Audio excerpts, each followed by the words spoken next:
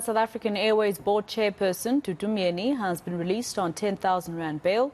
Myeni and her co-accused, former Sondolo IT director Trevor Mathenjwa, made a brief appearance in the Richards Bay Magistrate's Court earlier today on fraud and corruption charges of about 300,000 rands. The pair is alleged to have received bribes from state capture accused Busasa and its subsidiary Sondolo IT. Matthew Parks is with COSATU and he joins us now live for reaction. Matthew, thank you for your time.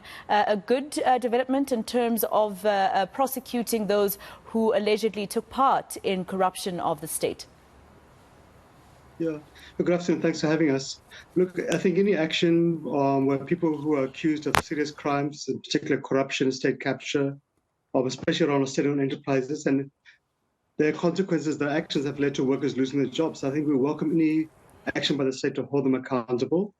But I think we are quite frustrated and disappointed at how long it's taken.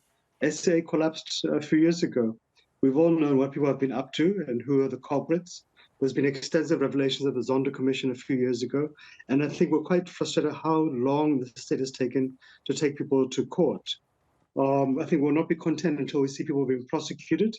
And if they're found guilty, and we suspect they are very guilty, they are then sent to prison.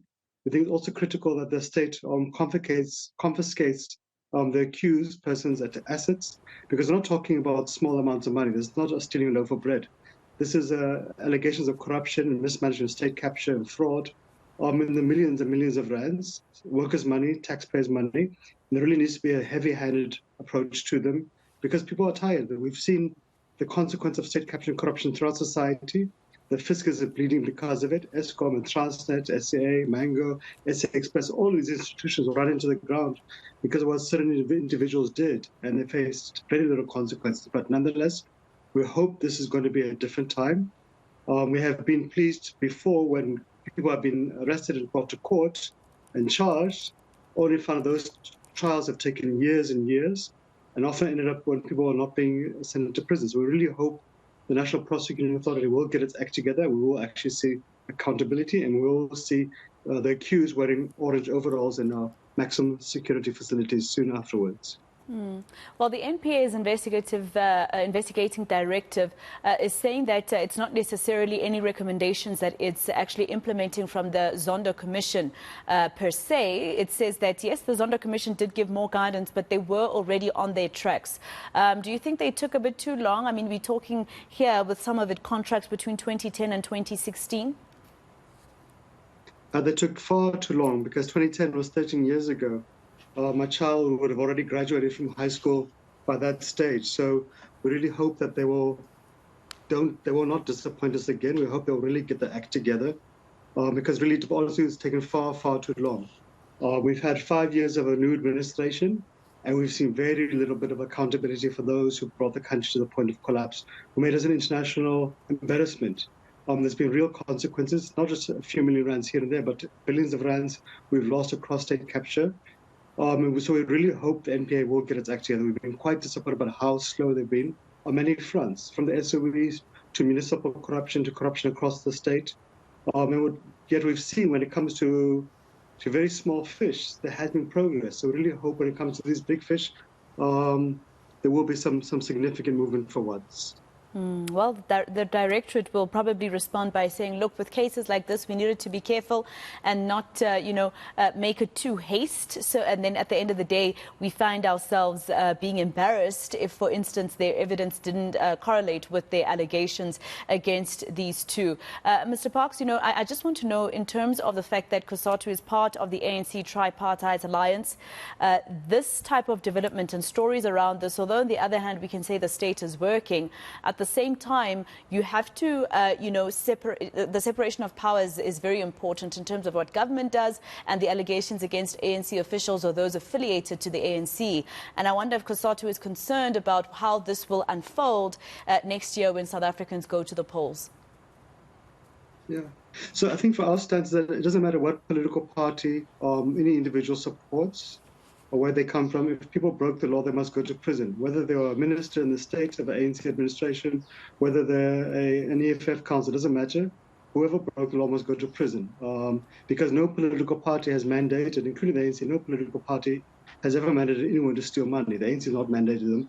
These are individuals who chose to break the law on their own initiative, and they must now go to prison by themselves. They're the ones who benefited by themselves. The laws of our country, as you say, are very clear. The police, National Prosecuting Authority, the courts must do the work without fear or favor. We must not take into account what political party any of us might support. And we think it's critical because we support the ANC as COSATU, and we think it's critical that we deal with the demons of corruption, because those cancers of corruption have affected the ANC. They've affected the entire society. We don't think that it's only the ANC which has got a problem of corruption. All political parties do, all parts of the government, the private sector, society at large. Because, for example, it's not any political party which steals cable theft. It's individuals and communities as criminal syndicates. So this really is a cancer which threatens the survival of South Africa and the state. So we have to be ruthless when it comes to doing so. If government can be shown to be seen to be dealing decisively with corruption, society will rally around the ANC. The more people, especially politicians, who can be seen to be made guests of our correctional services facilities, and the sooner the better, the more society will believe that the ANC is dealing with corruption and will rally around it. But if government is seen to be taking too long, then of course people will be disappointed and they would express that frustration in the voting box. And we take the NPA's assurances with a box of salt, because it's the same NPA which allowed the blunders which have seen the Guptas get away and fly off to Dubai. We all knew what the Guptas were going to do. We all knew what they had been up to. Yet they were allowed to leave this country with their bags, with their monies, and the NPA did nothing to block them. They could have confiscated their passports. They could have declared an order not allowing them to leave our ports of exit, yet they allowed them to do so. And as a consequence, we're now, made a laughing stock of the world. So we really hope the NPA, which also blundered the Stina Dairy case, this time will really get its act together, because its track record is less than inspiring if we are to be very polite about it. And I mean, of course, the Estina Dairy case was quite an important one, because it was the very first state capture case to go on trial. This, of course, is still something that is at a lower court level before it actually is proved, before the NPA actually has to prove that it deserves for this case to be taken to a court trial. I just want to ask you, when you spoke about, other political parties as well, that there's corruption within that, etc., and you're blaming the NPA with some of what we've seen it with developments around corruption. There's also the issue with Parliament, where it was also, found wanting in the Zondo Commission's report in terms of its ability to actually practice its oversight role adequately. Yeah, no, that's a correct finding by the Zondo Commission. I mean, the previous Parliament, to be honest with you, they slept on their job. They allowed a decade of state capture to take place, when society and others, even like COSATU, churches and so forth, demanded accountability. To our shame that the majority of parliamentarians behave like ostriches and pretend there was no corruption, there was no state capture. And there was a few who were quite courageous, who led us with distinction, like, for example, the former minister, the late Jackson Mthembu. But others, to be honest with you, did a great shame to all of us. They did embarrassment to the ANC and to society at large. But I think also that going forward, and I think the Zondo Commission has raised this point correctly, Parliament needs to be taking a much more aggressive stance in terms of holding departments and entities and SOEs, municipalities to account. At times they are far, far too soft, because we see revelations all the time about corruption across the state, and we don't see Parliament in its different committees moving with sufficient speed. The second one is also that when society, and even COSATU, for example, raises issues of corruption, how to strengthen our legislative our laws, they need to be much more aggressive. So, for example, there's a public procurement bill now before Parliament. We've raised the need to incentivize, to reward people who expose public procurement corruption. So those are the kind of examples that Parliament needs to be very aggressive around it, because it's going to benefit society, it's going to benefit those parties. And of course, it's critical in terms of rebuilding South Africa in the final end of the day.